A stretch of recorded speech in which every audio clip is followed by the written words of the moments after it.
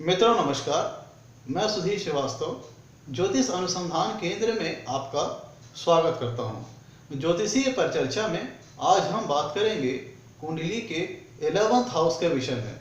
कुंडली के 11वें भाव के विषय में आज हम बात करेंगे। कुंडली के 11वें भाव को पड़फर स्थान कहते हैं, उपचय स्थान कहते हैं, त्रिसठा स्थान कहते हैं और लाभ स्थान कहते हैं। चूंकि 11वां भाव उपचय स्थान है तो चूंकि इसमें इनके फलों में समय के साथ निरंतर वृद्धि होती जाती है। कुंडली के 11वें भाव से जीवन में होने वाले विभिन्न प्रकार के लाभों के बारे में विचार किया जाता है। अभी तक हमने 10वें भाव में ये जाना कि हम अपना कैरियर कौन सा चुनते हैं, प्रोफेशन कौन सा चुनते हैं, वर्क एरिया अपना क्या चुनते हैं, जीवन के लिए कर्म क्षेत्र कौन से चुनते हैं। अब हम 11वें भाव से ये जानेंगे कि जो हमने कर्म किए, जो अपने जीवन में हमने कर्म किए, जो हमने अपने जीवन का जो एम बनाया, जो लक्ष्य बनाया, उसके लिए जो मेहनत की, उसके लिए जो एफर्ट डाला, उसके लिए जो प्रयास किए, उसके रिस्पॉन्स में हमें लाभ कितना मिलेगा, गेन कितना होगा। तो 11th हाउस से 11वें भाव से जीवन में होने वाले विभिन्न प्रकार के लाभों का विचार किया जाता है। जो हमारे मेहनत के रिस्पॉन्स में जो हमारे प्रयास रहते हैं, जो हमने एफर्ट किया हुआ है, उसके रिस्पॉन्स में अब हमें लाभ कितना होगा, इन सब का विचार कुंडली के 11वें भाव से किया जाता है। हमने 10वें भाव में अभी तक ये जाना कि जो जो चीज़ें हम करते हैं अपने प्रोफेशन में, कैरियर में, और जो लक्ष्य हम अपने जीवन के लिए जो निर्धारित करते हैं, जो हमने एम बना रखा है, और उस एम को पाने के लिए जो हम मेहनत करते हैं, जो प्रयास करते हैं, जो अपना एफर्ट डालते हैं, तो उसके रिस्पॉन्स में हमें लाभ कितनी मात्रा में होगा, लाभ कम होगा या ज़्यादा होगा, हमारी कम मेहनत के रिस्पॉन्स में ज़्यादा लाभ होगा या ज़्यादा मेहनत करने पर हमें कोई फायदा मिल पाएगा। इन सब चीज़ों का विचार हम कुंडली के 11वें भाव से करते हैं। कुंडली के 11वें भाव से ये पता चलता है कि हमारी मेहनत का हमें फल कितना मिलेगा। जो हमने अपने लक्ष्य की प्राप्ति के लिए, जो हमने अपने जीवन में एम सेट किए हैं, जो गोल जो हमने अपने जीवन में बना रखा है, जो हमारे जीवन की जो इच्छाएं हैं, उनको पूरी करने के लिए जो हम मेहनत करते हैं, उस मेहनत के रिस्पॉन्स में, उस मेहनत के फलस्वरूप हमें लाभ कितना होगा, फायदा कितना होगा, गेन कितना होगा। इन सब सारी चीज़ों का विचार हम कुंडली के 11th हाउस से करते हैं।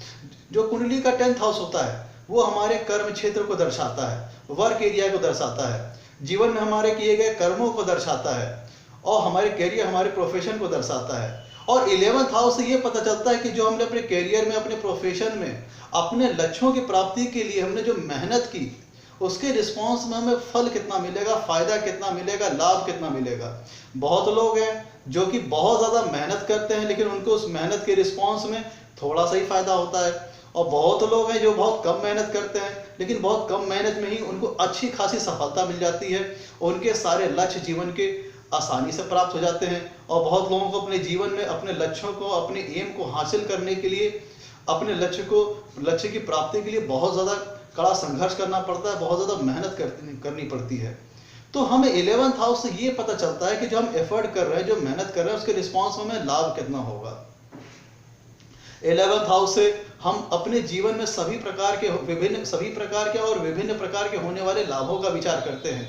चाहे वो मॉनेटरी टर्म में हो, पैसे के लिहाज से बात करें, घर, मकान, ज्वेलरी, ऑर्नामेंट्स संबंधित जो भी हमने अपने जीवन में जो लक्ष्य निर्धारित किए, जो एम निर्धारित किए, जो हमारी इच्छाएं हैं, वो सब कितनी पूरी होंगी। जो हमने जीवन में, जो हमारी मनोकामनाएं हैं, जो हमारी आकांक्षाएं हैं, जो हमारी इच्छाएं हैं, वो कितनी पूरी होंगी जीवन में, इन सब का विचार हम कुंडली के 11th हाउस से करते हैं। तो कुंडली के 11th हाउस से हमारे डिजायर्स का पता चलता है, हमारी इच्छाओं का पता चलता है, और वो जो हमने इच्छाएं अपने जो मन में धारण कर रखी है, जो हमने अपने जीवन में लक्ष्य बना रखा है, जो एम बना रखा है, उसमें हमें कितनी सफलता मिलेगी, उसमें उस लक्ष्य को पाने के लिए हम कितना सफल हो पाएंगे, कितनी मात्रा में हम सफल हो पाएंगे अपने लक्ष्य की प्राप्ति में। इन सब चीज़ों का विचार कुंडली के 11th हाउस से किया जाता है।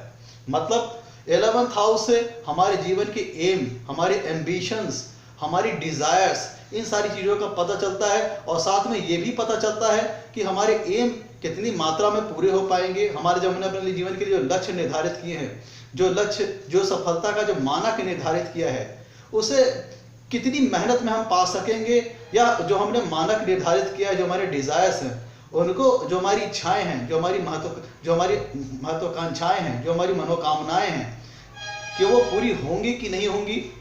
तो इन सारी चीजों का विचार हम कुंडली के 11th हाउस से करते हैं। कुंडली का 11th हाउस जो होता है वो चौथे भाव से 8वां होता है। कुंडली का जो 11th हाउस होता है वो चौथे भाव से 8वां होता है।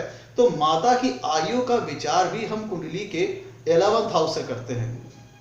कुंडली के 11th हाउस के जो कारक होते हैं वो गुरु ग्रह होते हैं। कुंडली के 11वें भाव के कारक गुरु ग्रह होते हैं। कुंडली के 11वें भाव से हमें अपने बड़े भाई बहनों का विचार करते हैं। कुंडली के 11वें भाव से हम अपने बड़े भाई बहनों का विचार करते हैं। अपनी नेटवर्क, किसी जातक की नेटवर्क सर्किल, उसकी सोशल सर्किल कैसी रहेगी, उसकी संगत कैसी रहेगी, उस जातक के संगत में कैसे लोग रहेंगे, इन सब सारी चीजों का विचार हम कुंडली के 11th हाउस से करते हैं। कि किसी जातक की नेटवर्क सर्किल संगत उसकी अच्छी रहेगी, खराब रहेगी, किस स्टेटस के लोग रहेंगे, किस रेपुटेशन के लोग रहेंगे, इन सब सारी चीजों का विचार हम कुंडली के 11th हाउस से करते हैं। तो कुंडली के 11th हाउस से जातक की नेटवर्क सर्किल, उसकी सोशल सर्किल, कहने का मतलब उसकी संगत, कैसे लोगों के साथ उठना बैठना होगा समाज में, इन सब सारी चीजों का विचार कुंडली के 11th हाउस से करते हैं। 11th हाउस से किसी व्यक्ति की इच्छाओं का पता चलता है, जो उसने अपने जीवन में जो आकांक्षाएं पाल रखी हैं, जो उसने मनोकामनाएं अपने जीवन में पाल रखी हैं, वो इच्छाएं मनोकामनाएं पूरी होंगी कि नहीं होंगी, उन सारी चीजों का विचार हम कुंडली के 11th हाउस से करते हैं। कुंडली का 11th हाउस ध्यान दीजिएगा छठे भाव से छठवां है। कुंडली का जो 11th हाउस होता है वो छठे भाव से छठवां है और 12वें भाव से 11वां है। ध्यान दीजिएगा जो कुंडली का 11th हाउस होता है वो छठवें भाव से छठा भाव है, छठवें भाव से छठा है और 12वें भाव से 12वां है। कुंडली का जो 11th हाउस होता है वो छठे भाव से छठा है और 12वें भाव से 12वां है। तो हेल्थ रिलेटेड जो इश्यूज होते हैं किसी व्यक्ति के जीवन में, रोग व्याधियां और हॉस्पिटल में होने वाले खर्चे, डिजीज में होने वाले खर्चे और जो भी रोग व्याधियां, उनका विचार हम 11th हाउस से भी करते हैं। क्यों? क्योंकि ये छठे भाव का पूरक स्थान है, क्योंकि 11th हाउस जो होता है वो छठे भाव से छठा है और 12वें भाव से 12वां है। तो रोग व्याधियां, बीमारियों में क्या खर्चा होगा, हॉस्पिटल में कितने खर्चे होंगे, इन सब सारी चीजों का विचार भी कुंडली के 11th हाउस से किया जाता है। साथ ही में अगर कोई रोग होता है तो हम उससे किस तरह से रिकवर कर पाएंगे कि नहीं कर पाएंगे, इन सब सारी चीजों का विचार भी हम कुंडली के 11th हाउस से करते हैं। कुंडली के 11th हाउस से चूंकि कुंडली का जो 11th हाउस होता है वो 7वें भाव से 5वां है। कुंडली का जो 11th हाउस होता है वो 7वें भाव से 5वां है। तो किसी मैरिज में दोनों कपल्स के बीच में प्रेम संबंध कैसा रहेगा उसका विचार भी हम कुंडली के 11th हाउस से करते हैं। ध्यान दीजिएगा कुंडली का जो 11th हाउस होता है वो 7वें भाव से 5वां भाव होता है। तो किसी मैरिज कपल्स में कितना प्रेम रहेगा, किस तरह का, मतलब जो मैरिज में दोनों कपल में जो संबंध है वो स्नेहपूर्ण होगा, मतलब अच्छा उन लोगों में अंडरस्टैंडिंग बैठती होगी कि मन मुटाव होगा, इन सब सारी चीजों का विचार भी हम कुंडली के 11th हाउस से करते हैं। कुंडली का 11th हाउस ये बताता है कि जो हमने कर्म किया, जो हमने मेहनत की, जो हमने अपने जीवन में एम धारण किया, जो हमने महत्वाकांक्षाएं बनाई, जो आकांक्षाएं बनाई, जो हमने इच्छाओं को, जो हमने अपने जीवन में इच्छाएं धारण की, जो हमने अपने जीवन को लक्ष्य बनाया, उसको हम कितना सार्थक कर पाएंगे, मतलब अपनी जो हम मेहनत कर रहे हैं उसके रिस्पॉन्स में कितना लाभ हमको मिल पाएगा। तो किसी जातक को होने वाले विभिन्न प्रकार के लाभ, चाहे वो मॉनेटरी टर्म्स में हो, चाहे वो ज्वेलरी, ऑर्नामेंट्स, मतलब वेल्थ से रिलेटेड जितनी भी चीजें हैं, जो जितने जीवन में होने वाले गेन्स हैं, उन सब सारी चीजों का विचार हम कुंडली के 11th हाउस से कर सकते हैं। 11th हाउस से मॉनेटरी, जो हमारे गेन्स मॉनेटरी टर्म्स में हो रहे हैं उनका विचार भी कर सकते हैं। ज्वेलरी, ऑर्नामेंट्स, घर, मकान, जमीन, जायदाद, इन सब सारी चीजों का विचार जो वेल्थ से रिलेटेड है उनका हम 11th हाउस से कर सकते हैं। 11th हाउस से मित्रों के बारे में, जो हमारे फ्रेंड्स होते हैं उनके बारे में जानकारी मिल सकती है कि जो जातक के जो फ्रेंड्स होंगे वो कैसे होंगे, जातक के जो मित्र होंगे वो कैसे होंगे, इन सब सारी चीजों का विचार कुंडली के 11th हाउस से किया जाता है। कुंडली के 11th हाउस से जातक के बड़े भाई बहनों का विचार किया जाता है।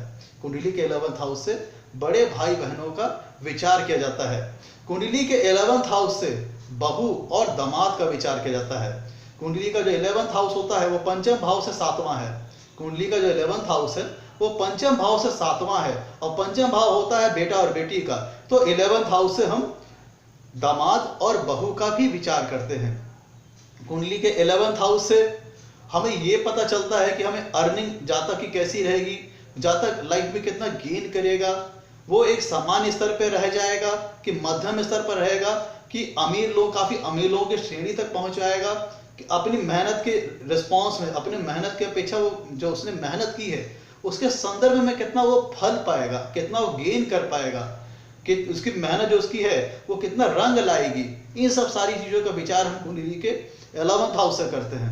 तो चूंकि ये एक तरह से 11th हाउस जो होता है कुंडली का, वो वेल्थ क्रिएशन से संबंधित है। कुंडली का जो 11th हाउस होता है वो वेल्थ क्रिएशन से संबंधित है। तो इससे ये भी पता चलता है कि जातक अपने जीवन में कितना रिच हो पाएगा, मतलब कितना वो धन कमा पाएगा, कितना वेल्थ वो क्रिएट कर पाएगा।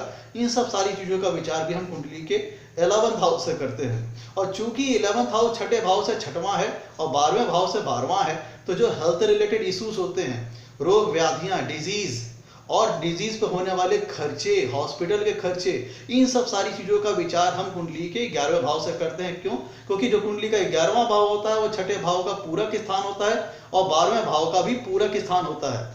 और कुंडली के 11वें भाव से यह भी पता चलता है कि कोई जातक कि अगर कोई बीमारी हो गई तो उससे रिकवर कितनी जल्दी कर पाएगा, रिकवर कर पाएगा कि नहीं कर पाएगा। इन सब सारी चीजों का विचार हम कुंडली के 11th हाउस से करते हैं।